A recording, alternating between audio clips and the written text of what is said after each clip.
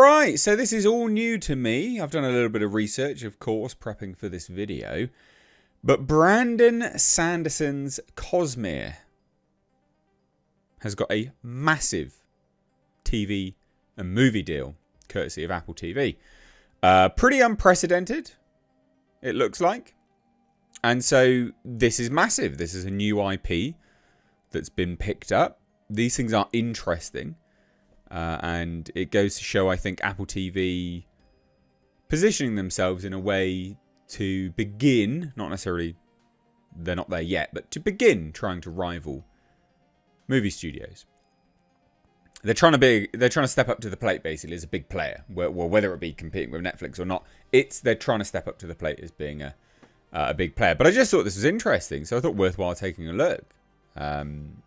Again, I'm not hugely familiar with this. I've done a bit of research, of course, on the lead up to recording, but this is all, it's quite an interesting thing, basically. So, as they say, a groundbreaking and truly historic move for fantasy adaptations. Apple TV, well, they say Apple TV Plus. Didn't they just remove it to Apple TV now? I think they did. Has secured the sweeping rights to Brandon Sanderson's vast Cosmere universe, which is the shared world that connects beloved series, including Mistborn, the Stormlight Archive, Warbreaker, Elantris, and beyond. So this deal was announced on the 27th, but it sort of went under the radar a little bit there. So it grants Sanderson an extraordinary degree of creative authority. So that's good. And also really rare and surprising. But good on Apple for that. And that positions him as the central architect of the screen versions. He will write, produce, consult, and hold approval rights. That's mad. That is huge. And they even note, and I like the comparison here, that surpasses what J.K. Rowling and George R.R. Martin secured for their universes. So it is it's pretty unprecedented, this. It's quite crazy. It's almost unheard of. So the agreement for Cosmere emerged from a fierce bidding war, with Sanderson personally sitting down with top studio executives across town. Insiders stated it was very rare territory to tread on, which is a testament to the author's enormous commercial power and Apple's bold strategy to dominate premium genre storytelling. I think Apple's trying to compete with like HBO on streaming, you know. I think that's a good comparison, because HBO is premium storytelling, isn't it? And I feel like Apple's trying to do that, trying to be competitive in that upper echelon, that bracket. So the roadmap is already taking shape. The Mistborn saga is being positioned as a major feature film franchise, while the Stormlight Archive is slated for a prestige television series. Blue Marble, the production banner, headed by former WME agent Teresa Kang, we were Kangs, is on board to executive produce the Stormlight adaptation. So they're already rolling ahead. Mistborn saga, boom, movie franchise. Stormlight Archive, boom, high-end TV series. Crazy. So, and this is what's interesting about this, I think.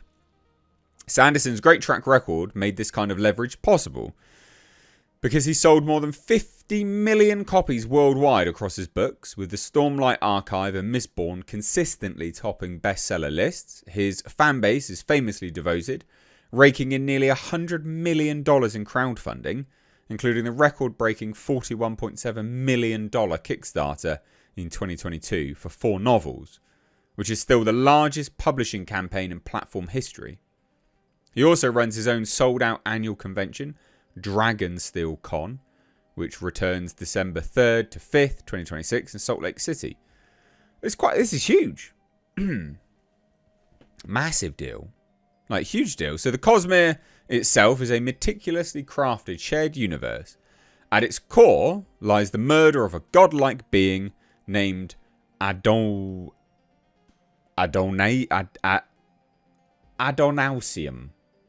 I'm butchering this. I am sorry.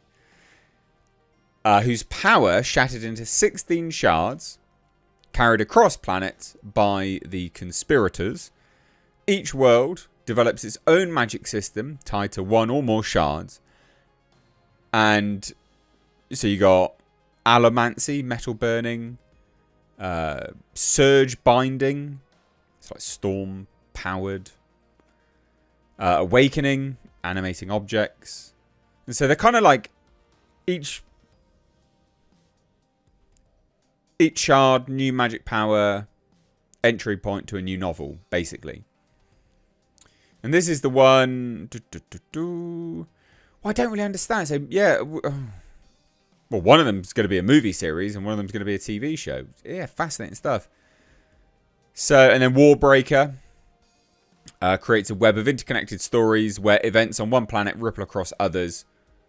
Crazy. And so this is the chap. You know, he's done his own thing on this. So the original Mistborn trilogy, which will be developed into a movie franchise, follows Vin, a street thief turned allomancer, and Kelsier, a legendary rebel, as they plot to overthrow the immortal Lord Ruler and his final empire. The series has been optioned before, including a stalled MGM film in the 2010s, but Sanderson has been protective, waiting for the right partner. Stormlight is his magnum opus, unfolds on the storm-ravaged world of Roshar, where knights radiant wield magical powers against the Voidbringers and ancient secrets. Its epic scope and length of 5 book arcs, massive casts, and intricate world building. This makes it a natural prestige TV candidate in the similar vein of Game of Thrones and Wheel of Time. It's quite crazy, really. So Sanderson is currently represented by WME and attorney Matthew Sugarman and Weintraub Tobin.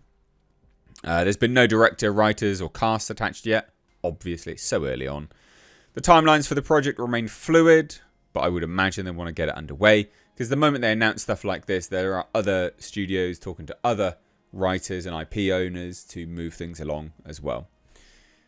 But it's obviously an early development, of course. The deal signals Apple's intent to build a major fantasy franchise, much like their ongoing work on Foundations, Silo, and, of course, more. And it's a huge step for the Cosmere's long-teased cinematic future.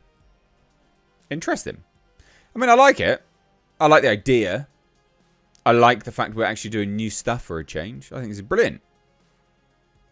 And people are really happy about it. It seems most people are, anyway. So there you go. I think this is cool. What do we reckon? I mean, there's new stuff, right?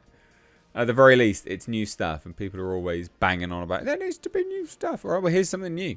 What do we reckon? Good or bad?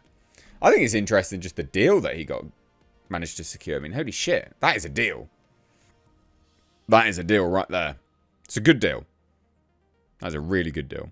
Anyway, leave your thoughts down below.